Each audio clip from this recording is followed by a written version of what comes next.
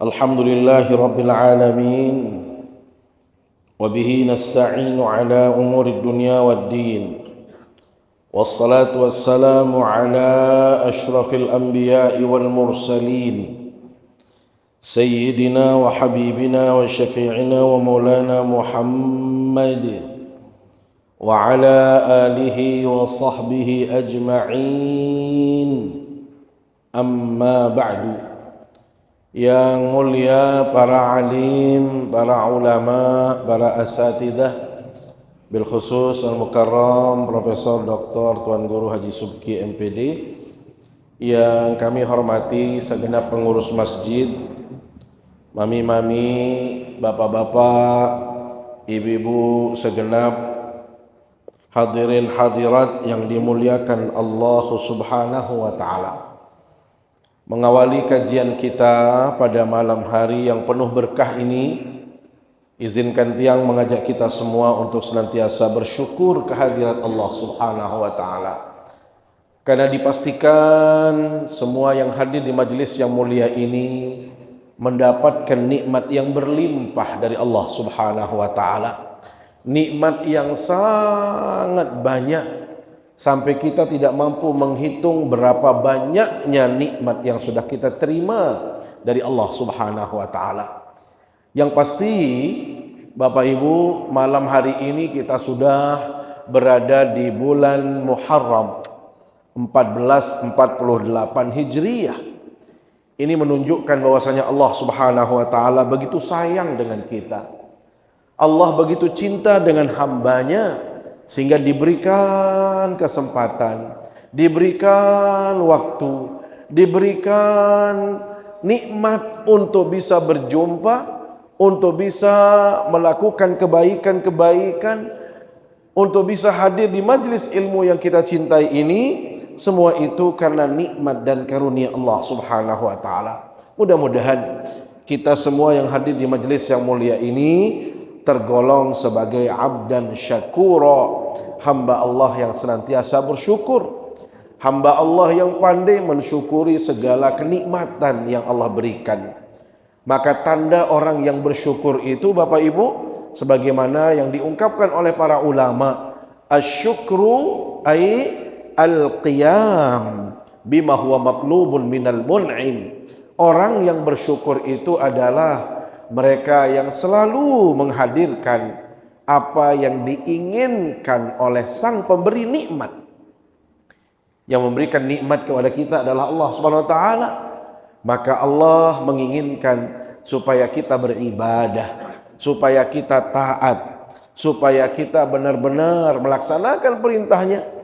Maka bila mana kita melakukan itu semua, insya Allah kita akan tergolong sebagai hamba yang pandai bersyukur. Salawat serta salam selalu kita sampaikan ke hadapan baginda Rasulullah sallallahu alaihi wasallam. Beliau adalah panutan kita, teladan kita dalam semua sisi kehidupan. Sehingga bagaimana kita berakidah yang lurus, bagaimana kita beribadah yang tulus, bagaimana kita bermuamalah yang baik, berakhlak yang mulia, semua itu ada contohnya. Semua itu ada tuntunannya pada diri sallallahu alaihi wasallam. Maka bila mana kita semua mampu meneladani beliau, bisa melaksanakan sunnah-sunnah beliau walaupun kecil, tetapi kita konsisten melakukannya, kita terus melakukannya, mudah-mudahan itu akan menjadi jembatan kita untuk bisa membersamai baginda Rasulullah sallallahu alaihi wasallam di dalam surganya Allah Subhanahu wa Ta'ala nanti. Bapak Ibu jamaah yang dimuliakan Allah Subhanahu wa Ta'ala, masih kita berbicara tentang bab nasihat, bab saling memperingatkan, saling menasehati, saling peduli dengan sesama muslim. Karena bagaimanapun, seperti yang sering kita katakan, kita ini adalah manusia yang dipersaudarakan oleh Allah, bukan karena kita satu keturunan, melainkan satu keyakinan. Maka karena kita bersaudara, Bapak Ibu, maka kita selain menyayangi, selain kita membantu, memberi, salah satu yang wajib kita hadirkan adalah saling mengingatkan, saling menasehati. Itulah bentuk kepedulian. Makanya Islam itu tidak mengenal nafsi-nafsi. Lolo gue, kira-kira begitu dalam bahasa Betawinya. Anda yang melakukan, Anda yang mendapatkan, saya yang melakukan. Tidak seperti itu. Tetapi kita ini adalah satu komunitas. Makanya Rasul Shallallahu Alaihi Wasallam memberikan gambaran tentang hubungan satu sama lainnya, hubungan kita semua dengan yang lainnya. Beliau katakan, "Matsalul mu'minina fi tawaddihim wa ta'atufihim wa tarahumihim kamatsalil jasadil wahid idza ishtaka minhu 'udwun tada'a lahu sairul jasadi bis-sahri wal humma." Perumpamaan orang-orang yang beriman. Kita ini orang beriman karena kita percaya kepada Allah, percaya kepada Rasulullah, dan kita meyakini Islam sebagai agama kita, maka kita beriman. Maka Bapak Ibu yang dimuliakan Allah Subhanahu wa taala, kita ini karena beriman, maka kita harus saling mencintai, menyayangi, mengasihi. Dan itu diumpamakan oleh baginda Nabi Sallallahu Alaihi Wasallam, Bapak Ibu, seperti satu tubuh manusia. Bayangkan yang pelunggum sami, kira-kira sopo awak, andit bekelampan, yang pelunggum sami, mau kedantuk naik. Kira-kira biwih milun sakit apa ndek? Aduh, ini langsung. Demin itu kedantuk baik yang aduh ini. Berarti dia kena aduh, dia merasakan sakit. Wah, dengah misal mata atau wah kena dengah biwih nyumpak. Buta be matam ti. Wah kena mana? Ya ruam sam. Buta. Dia tu enggak pernah kita mendengarkan. Bayangkan yang sakit kaki kita, yang berbicara aduh itu mulut.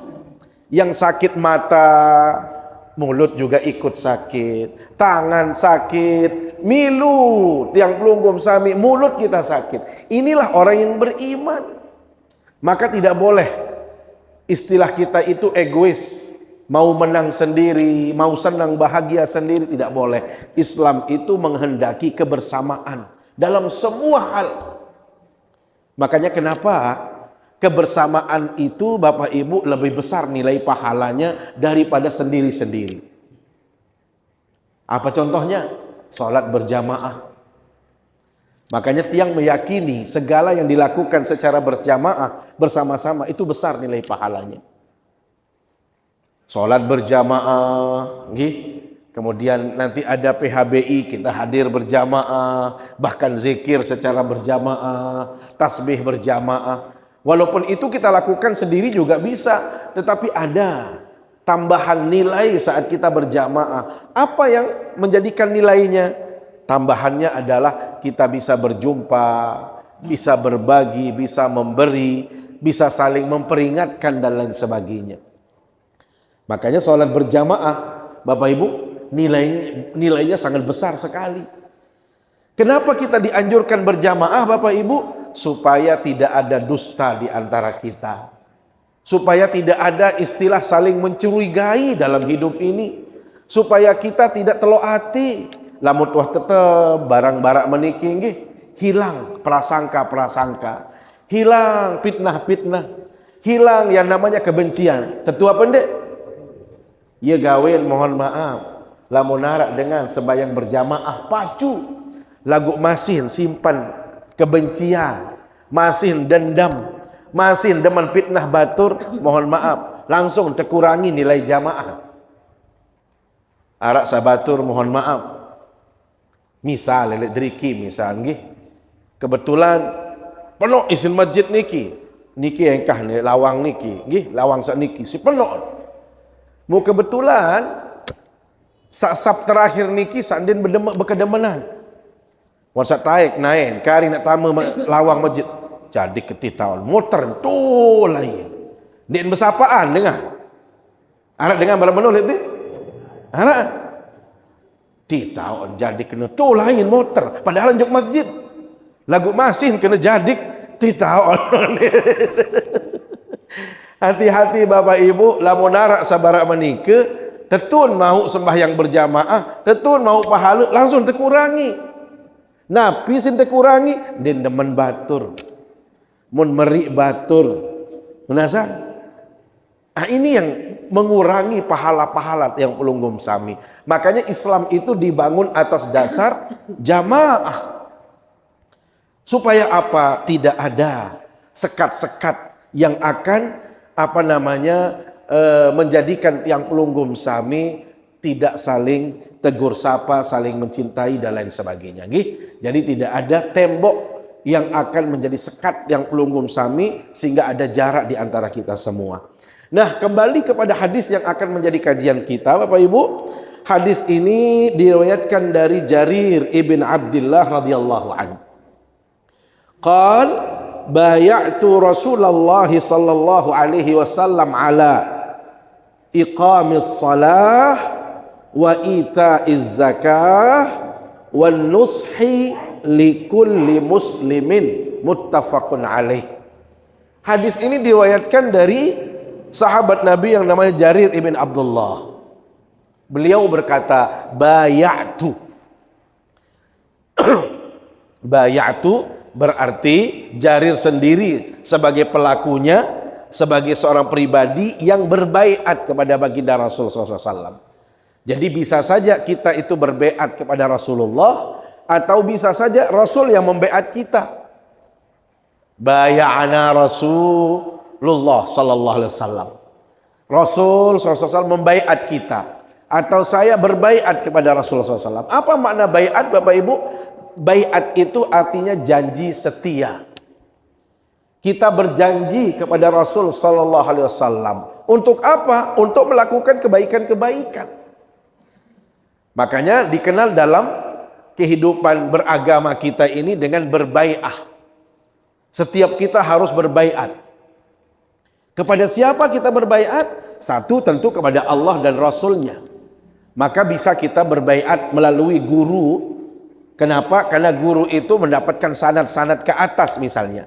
Atau bisa juga tanpa itu kita langsung berbaiat. Saat orang mu'allaf mengucapkan syahadatain, berarti dia sedang berbaiat kepada siapa? Orang yang tempatnya atau orang yang menjadi saksi dia mengucapkan syahadat. Jadi kita berbaiat. Baiatnya apa? Baiatnya untuk asyhadu alla ilaha illallah, saya bersaksi tiada Allah, tiada Tuhan selain Allah, wa asyhadu anna Muhammadan Rasulullah, dan bersaksi bahwasanya Muhammad itu adalah utusan atau Rasul Allah Subhanahu wa taala. Jadi kita bersaksi. Bisa saja dengan guru-guru kita. Misalnya kita bersaksi berbaiat untuk ketaatan. Yang penting baiat itu tidak untuk tujuan maksiat. Ya. Jadi kalau berbaiat untuk keburukan, untuk maksiat itu tidak boleh. Karena baiat itu sejatinya dilakukan untuk semacam komitmen, janji setia untuk melakukan kebaikan-kebaikan. Nah, disinilah kadang-kadang salah diartikan oleh sebagian para asatizah atau para ilmuwan. Kalau dia tidak berbaiat kepada dia, tidak sah misalnya. Sehingga yang terjadi kemudian adalah harus berbaiat sama dia. Nah, itu yang tidak boleh. Bagaimana hukumnya kita berbaiat kepada organisasi? Boleh. Kenapa? Karena kita berjanji, berkomitmen untuk taat. Dalam artian selama dalam kebaikan. Selama organisasi itu berjalan kepada jalan yang benar, jalan yang baik, maka kita berbaiat. Ya, selama ada guru yang mengajarkan kebaikan, terus kita berbaiat untuk ikut dalam kebaikan, nggak ada masalah. Tetapi jangan sampai karena kita berbaiat. Ini mohon maaf sekali, beberapa kejadian terakhir ini, ya, beberapa ustadz, guru ngaji, pondok pesantren yang banyak melakukan tindakan-tindakan asusila. Itu juga tidak lepas dari baiat. Karena orang sudah mengatakan berbaiat, kamu kan taat kepada saya, sehingga karena otoritas dia yang penuh, kekuasaan dia yang penuh, dia melakukan penyimpangan-penyimpangan. Ya, ini tidak boleh. Jadi jangan atas nama baiat, Bapak Ibu, lantas kita tidak kritis, tidak boleh juga. Bai'ah selama dia baik, selama itu untuk ketaatan kepada Allah dan Rasulnya, kita harus jalan. Tetapi kalau gara-gara baiat, kemudian akan terjadi kemudaratan, terjadi tindakan-tindakan asusila, Bapak Ibu, hal itu boleh kita tolak. Ya, tidak ada kewajiban untuk kita taat. Nah, kembali kepada baiat, Rasul Shallallahu Alaihi Wasallam setiap kali mengajak orang untuk menjadi seorang Muslim, maka beliau baiat. Makanya kita kenal baiatul aqabah. Ada baiatul aqabah al-ula wa baiatul aqabah al-thaniyah. Itu terjadi pada saat tahun ke-12 kenabian beliau. Kemudian di tahun ke-13 kenabian beliau juga terjadi bai'ah. Bai'ah pertama, bai'atul aqabah pertama itu terjadi kepada 12 orang dari suku Aus dan Khazraj dari Madinah.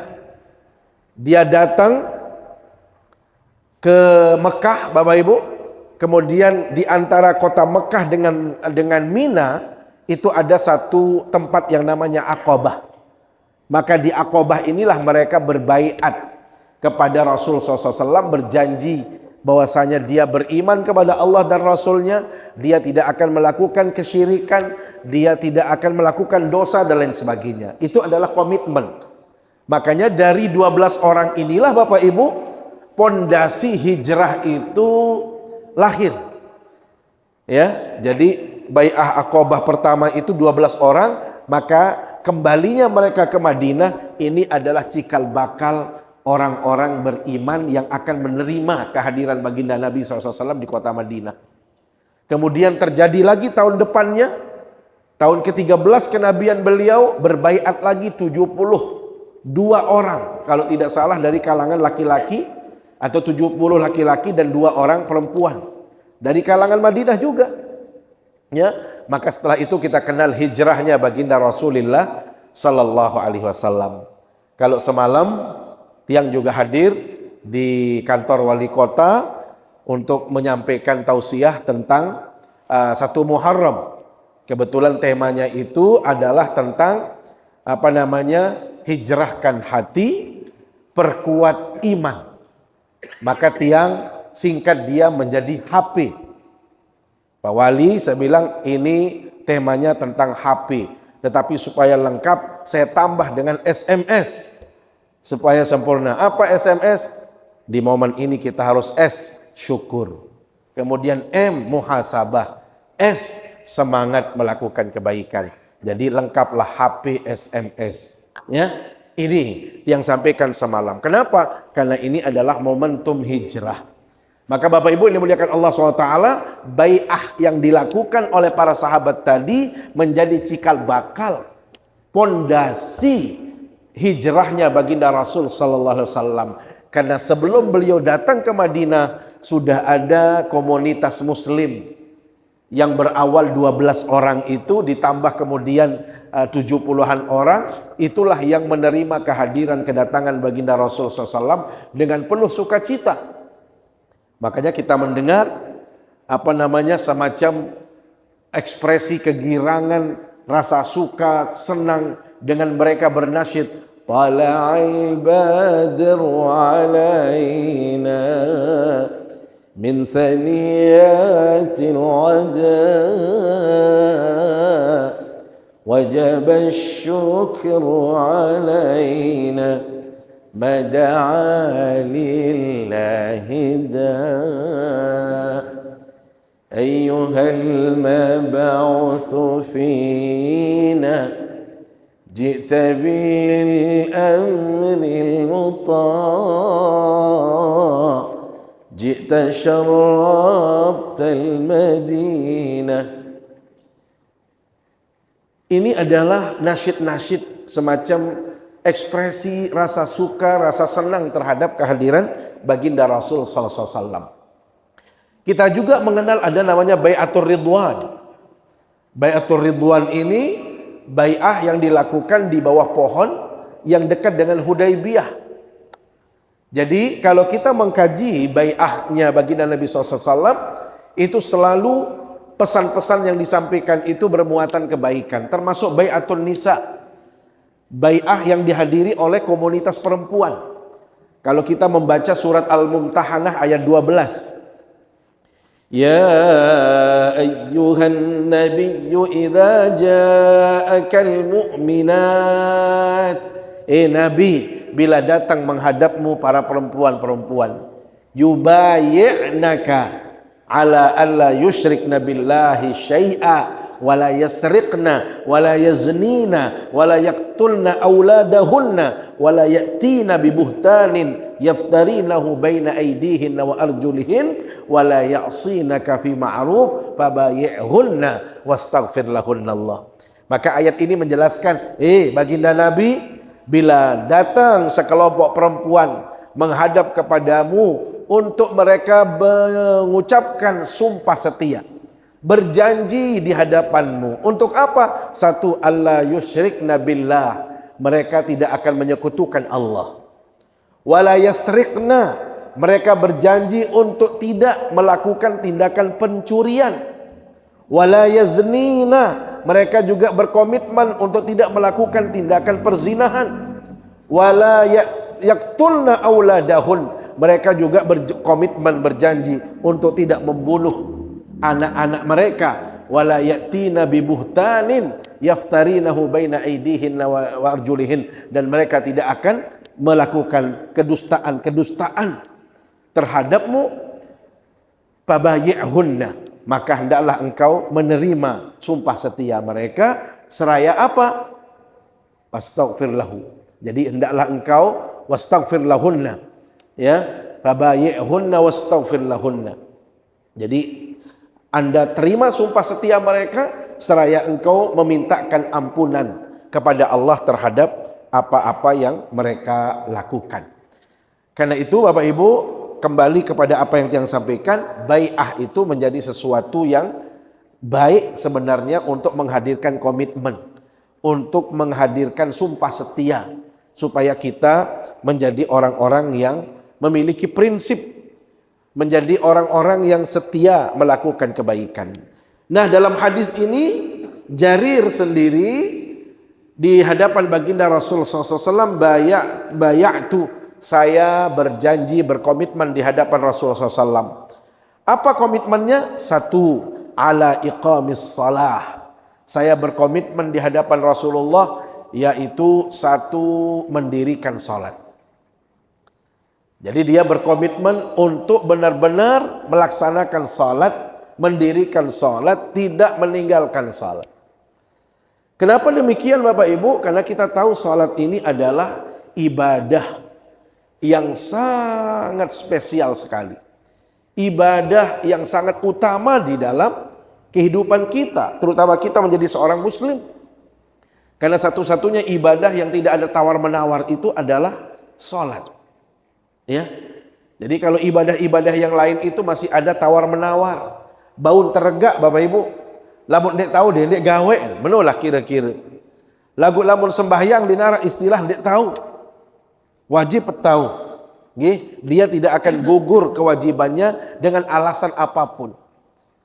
Yang kasih contoh, haji misalnya, dia ibadah spesial yang luar biasa.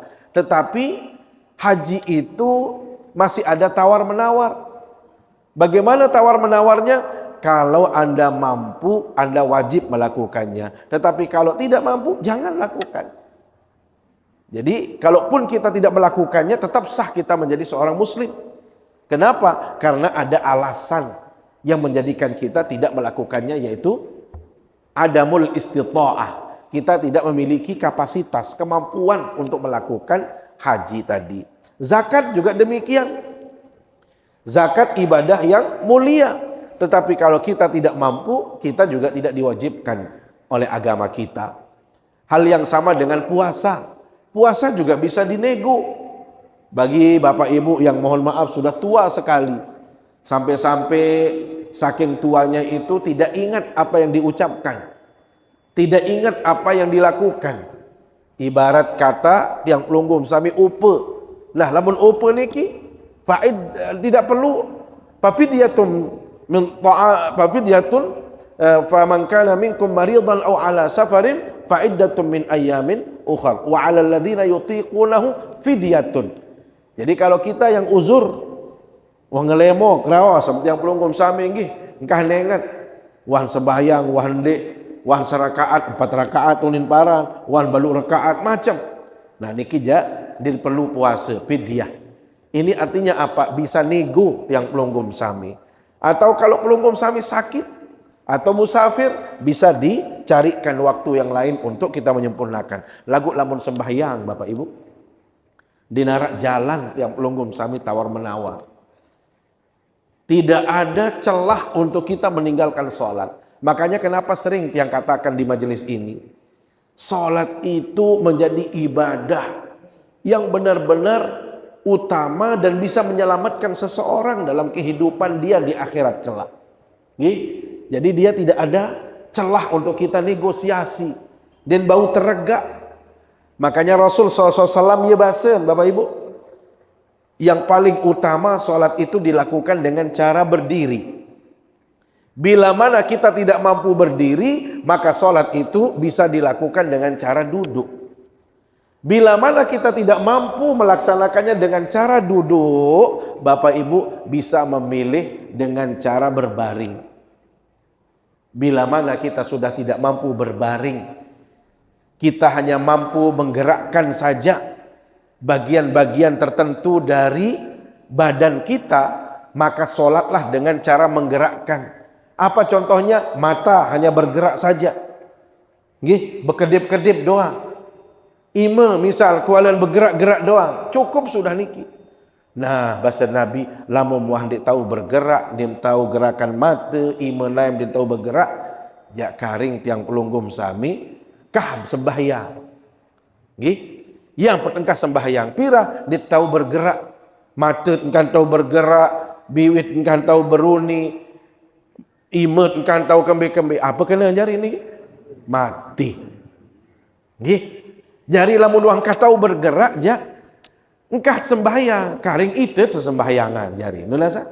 Berarti berat apa tidak sholat niki? Berat sekali. Makanya sholat inilah satu-satunya yang bisa menyelamatkan seorang hamba di hadapan Allah SWT. Dalam kondisi apapun jangan meninggalkan sholat. Jangan sampai kita meninggalkan sholat. Dakat sibuk berembih juaan, berembih-rembih entah repot dalam perjalanan sekalipun yang pelunggum sami wajib. Kenapa? Karena ini adalah menjadi identitas kita di hadapan Allah SWT. Ia jadi penyelamat yang pelunggum sami. Makanya di dalam surat Al-Muddathir Bapak Ibu, sering yang bacakan surat Al-Muddathir. Fi jannati yatasaalun 'anil mujrimin ma salakakum fi saqar qalu lam naku minal musallin wa lam naku nut'imul miskin wa kunna nakhudu ma'al khaidin fi jannatin yatasaalun.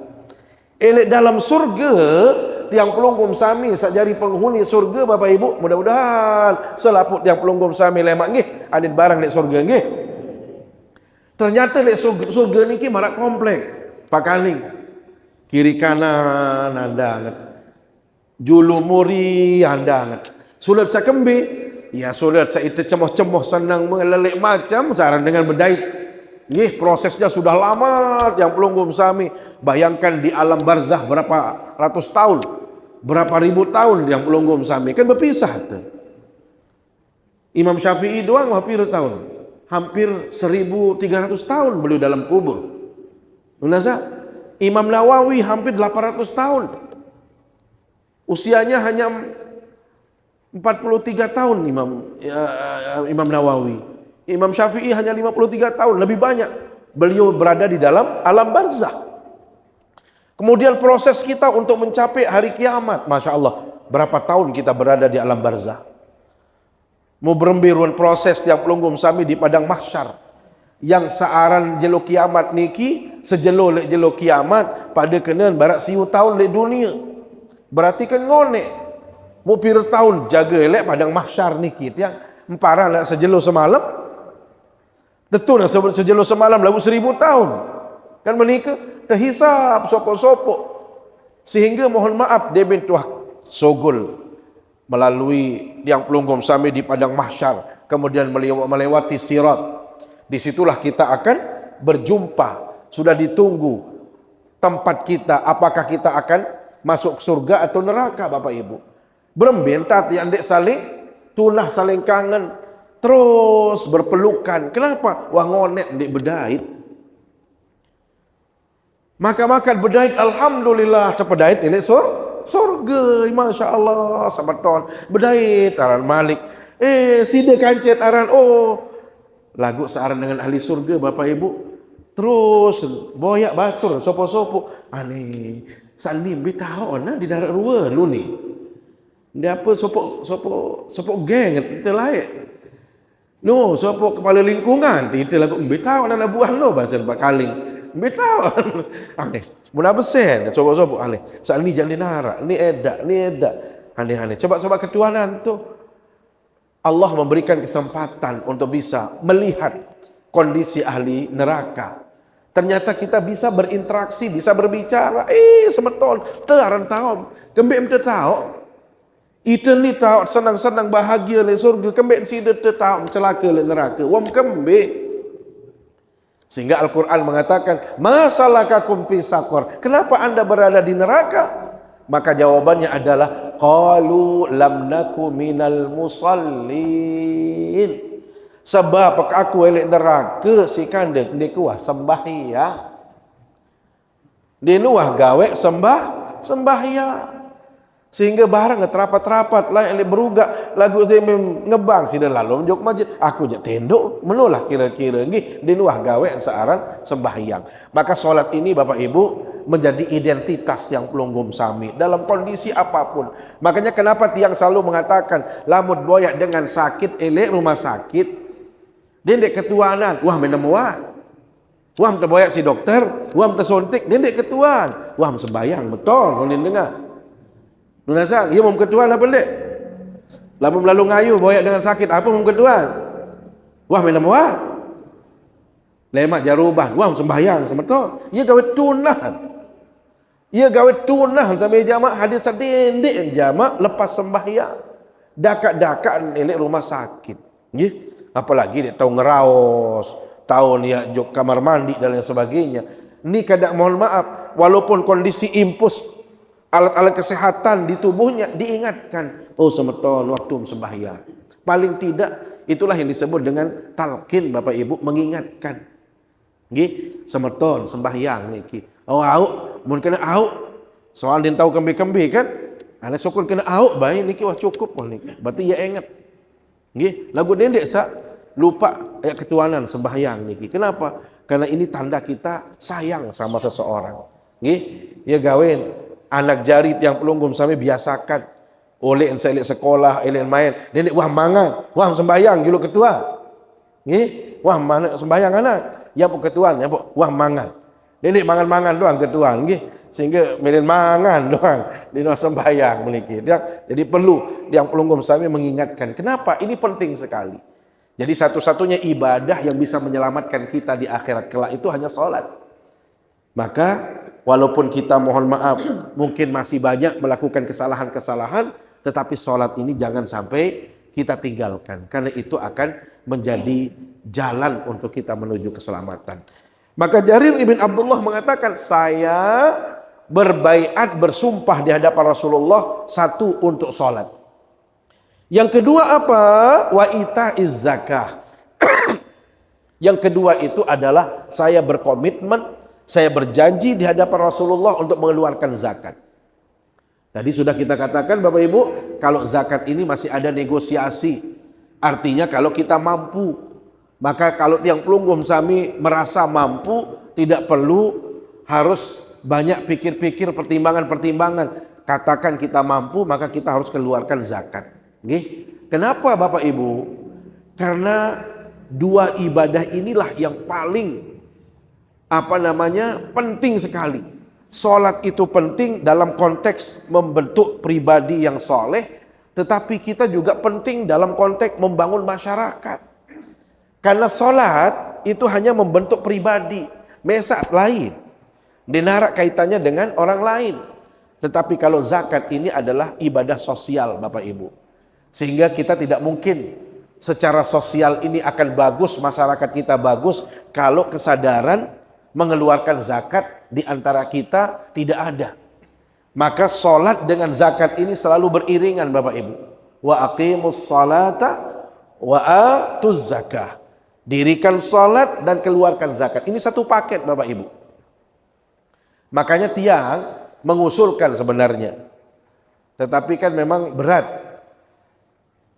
Kalau dalam hadis Rasul SAW Bapak Ibu, haji itu ditempatkan di posisi terakhir. Bunyal Islamu ala khamsin. Islam itu didirikan atas 5 dasar Bapak Ibu. 1 syahadat, yang kedua salat, yang ketiga puasa, yang keempat zakat, yang kelima itu haji. Makanya satu-satunya ibadah yang mempersyaratkan istita'ah. Maka dia katakan apa? Berarti orang yang berhaji itu karena posisinya terakhir, mohon maaf, berarti dia sudah syahadat. Orang haji berarti dia sudah sholat. Orang haji berarti dia udah puasa. Orang haji berarti dia sudah berzakat. Ini idealnya Islam itu seperti itu. Jangan sampai kita sudah haji kok tidak berzakat. Ya, makanya idealnya haji itu dilakukan hanya orang-orang yang mampu. Mampu dalam artian apa? Dia sudah mampu segalanya. Maka bisa dibayangkan kalau berapa banyak setiap tahun haji-haji kita, kemudian mereka menjadi muzaki Bapak Ibu. Dia mengeluarkan zakat, maka subhanallah akan terjadi yang kita sebut dengan welfare, kemakmuran di dalam masyarakat kita. Ini idealnya. Kemudian Bapak Ibu yang dimuliakan Allah SWT, janji daripada Jarir ibn Abdullah adalah wan nushi likulli muslimin. Saya juga bersumpah setia, berjanji setia di hadapanmu, berbaiat ya Rasulullah. Untuk apa? Menasehati semua orang muslim. Makanya nasihat ini Bapak Ibu menjadi ibadah yang sangat penting sekali. Saling menasehati seperti ini strategis sekali. Jadi barulah kita akan sempurna keislaman kita kalau kita saling menasehati. Kenapa demikian? Karena manusia itu tempatnya lupa, tempatnya salah, tempatnya berbagai macam masalah-masalah yang begitu banyak kita hadapi. Maka nasihat inilah yang akan mengingatkan seseorang. Saling memberitahu, saling mengingatkan dan lain sebagainya. Makanya di awal pertemuan kemarin yang sampaikan surat Al-Asr. Orang yang berbahagia, orang yang tidak merugi itu adalah mereka yang beriman, beramal soleh, kemudian saling mengingatkan. Tawasau bil haqqi wa tawasau bis sabri. Saling mengingatkan di dalam kebenaran dan saling mengingatkan juga dalam kesabaran. Maka tiang pelunggung sami mohon maaf, jangan sampai kita tidak mau saling menasehati. Itu satu. Karena saling menasehati itu bisa saja dari tiang, dari pelungguh ke tiang itu bisa saja. Kenapa? Karena saling. Jadi tidak harus yang menasehati itu satu orang saja, tetapi bisa datang dari berbagai macam pihak, berbagai macam kalangan. Karena saling Bapak Ibu ini dimuliakan Allah Ta'ala. Jadi kita juga bisa sebagai manusia bisa lupa, maka pelunggung sami mengingatkan, oh dendek mentientang, oh dendek gawe ni, oh hati-hati meni dan lain sebagainya. Itu adalah cara kita menunjukkan kepedulian dalam kehidupan ini. Makanya terakhir hadisnya, supaya kita lanjut besok di bab berikutnya, hadis berikutnya Rasulullah SAW katakan, la yu'minu ahadukum hatta yuhibba li akhihi ma yuhibbu li nafsihi. Tidak dikatakan beriman sempurna seseorang itu selama dia belum bisa mencintai saudaranya layaknya dia mencintai dirinya sendiri. Ini prinsip sekali hadis ini Bapak Ibu. Ditman teparan beriman satule. Dakat rajin ngaji, rajin sembahyang, rajin puasa, lamun tiang pelunggum sami tidak menunjukkan kepedulian. Kepeduliannya bagaimana? Berbagi, memberi, termasuk saling menasehati. Makanya tidak harus, mohon maaf, yang menasehati itu harus Pak Kaling saja. Tidak, siapapun. Kecuali memang masalahnya besar, tidak bisa diselesaikan, baru kita laporkan kepada pihak-pihak terkait. Jadi nasihat itu adalah prinsip ajaran agama. Makanya di antara cara kita berdakwah itu Bapak Ibu, selain kita melalui mimbar, selain melalui kajian-kajian, kita juga bisa berdakwah melalui nasihat-nasihat. Nah mudah-mudahan Bapak Ibu dimuliakan Allah SWT, kita ini sebagai seorang muslim dan sebagai komunitas muslim bisa menghadirkan apa-apa yang diperintahkan oleh agama, yaitu saling memperingati, saling menasehati satu sama lainnya. Dan jangan juga kita antipati, mohon maaf. Diminta nasihati mau sili, mau gedek dan lain sebagainya. Itu tidak boleh juga demikian. Kenapa? Karena ini adalah prinsip dalam agama. Selama kita mengaku diri sebagai seorang muslim, maka kita menasehati atau kita menerima nasihat dari siapapun untuk kebaikan kita bersama. Wallahu a'lamu bissawab. Demikian yang dapat yang sampaikan. Mudah-mudahan ada manfaatnya untuk kita menambah ilmu kita di dalam menjalani kehidupan ini. Mari kita akhiri dengan sama-sama berdoa, bermunajat kepada Allah SWT. A'udzubillahi minasyaitonirrajim. Bismillahirrahmanirrahim. Alhamdulillahirabbil alamin. Wassalatu wassalamu ala asyrafil anbiya'i wal mursalin. Sayyidina Maulana Muhammad wa ala alihi wa sahbihi ajma'in. Allahumma ij'al jam'ana hadha jam'an mubarakan marhuma wa tafarruqana ba'da hadha tafarruqan hasanan ma'suma wa la taj'al fina wa la bainana syaqiyya wa la mahruma. Allahumma ighfir lil muslimina wal muslimat wal mu'minina wal mu'minat al ahya'i minhum wal amwat innaka sami'un qaribun mujibud da'awat wa qadiyal hajat. Rabbana atina fid dunya hasanah وفي الآخرة حسنة وقنا عذاب النار وصلى الله على سيدنا محمد وعلى آله وصحبه أجمعين سبحان ربك رب العزة عما يصفون وسلام على المرسلين والحمد لله رب العالمين سبحانك اللهم وبحمدك أشهد أن لا إله إلا أنت أستغفرك وأتوب إليك والسلام عليكم ورحمة الله وبركاته.